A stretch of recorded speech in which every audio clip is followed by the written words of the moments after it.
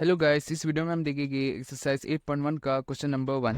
इस क्वेश्चन में हमें दिया गया लिस्ट 5 रैशनल नंबर्स बिटवीन। इस क्वेश्चन के अंदर हमें 4 पार्ट्स दिए गए। हर पार्ट के अंदर हमें दो नंबर्स के बीच में 5 रैशनल नंबर्स फाइंड आउट करना है। तो चलिए फर्स्ट पार्ट देखते हैं। फर्स्ट पार्ट के अंदर हमें -1 और 0 के बीच में 5 रैशनल नंबर्स फाइंड आउट करना है। यहाँ पर हम -1 और 0 को p/q के फॉर्म में लेके आ जाएंगे। तो यहाँ पर मैं -1 को 1 से डिवाइड कर दूंगा और 0 को भी 1 से डिवाइड कर दूंगा। -1 और 0 को हम 1 से डिवाइड करने पर हमें -1 और 0 ही मिलेगा। यहाँ पर मेरे को -1 और 0 के बीच में 5 रैशनल नंबर्स फाइंड आउट करना है। तो इसलिए यहाँ पर मैं -1/1 के न्यूमरेटर और डिनोमिनेटर से मल्टीप्लाई कर दूंगा 6 को। इसी तरीके से 0/1 के न्यूमरेटर और डिनोमिनेटर से मैं मल्टीप्लाई कर दूंगा 6 को। तो यहाँ पर हमें -1/1 का इक्विवेलेंट फ्रैक्शन मिल जाएगा -6/6 और यहाँ पर 0 × 6 इक्वल हो जाएगा 0 के और यहाँ पर डिनोमिनेटर में आ जाएगा 6। तो यहाँ पर -6/6 और 0/6 के बीच में 5 रैशनल नंबर्स आ जाएंगे। -5/6, -4/6, -3/6, -2/6 और -1/6। चलिए नेक्स्ट पार्ट देखते हैं। नेक्स्ट पार्ट के अंदर हमें -2 और 1 के बीच में 5 रैशनल नंबर्स फाइंड आउट करना है। यहाँ पर फर्स्ट पार्ट की तरह मैं -2 को 1 से डिवाइड कर दूंगा, उसी तरीके से 1 को भी 1 से डिवाइड कर दूंगा। यहाँ पर भी मैं न्यूमरेटर और डिनोमिनेटर से मल्टीप्लाई कर दूंगा 6 को। तो यहाँ पर -2/1 का इक्विवेलेंट फ्रैक्शन आ जाएगा -12/6 और 1/1 का इक्विवेलेंट फ्रैक्शन आ जाएगा 6/6। तो यहाँ पर भी हमारे पास 5 रैशनल नंबर्स आ जाएंगे -12/6 और 6/6 के बीच में। तो यहाँ पर भी हमने -2 और 1 के बीच में 5 रैशनल नंबर्स फाइंड आउट कर दिया।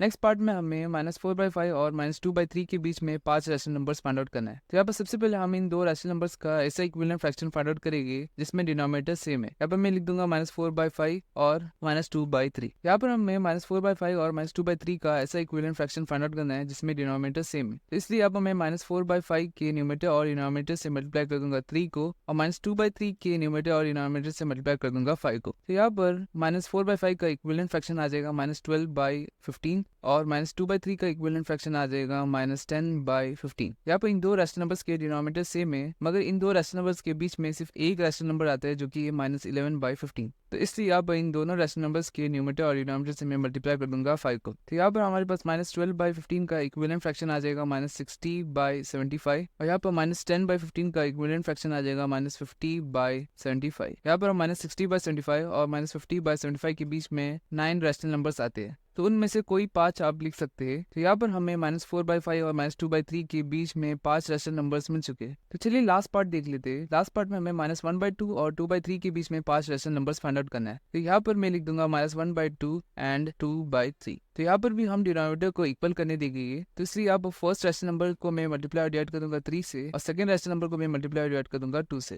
तो यहाँ पर हमारे पास आ जाएगा -3/6 और 4/6। इन दो रैशनल नंबर्स के बीच में हमारे पास रैशनल नंबर्स आ जाएंगे -2/6, -1/6, 0/6 जिसे हम 0 भी लिख सकते हैं और यहाँ पर आ जाएगा 1/6, 2/6 और यहाँ पर 3/6 भी आ जाएगा, मगर यहाँ पर हमें सिर्फ 5 ही रैशनल नंबर्स फाइंड आउट करना था -1/2 और 2/3 के बीच में। तो इसी के साथ हमारा क्वेश्चन नंबर 1 कंप्लीट हो चुका है।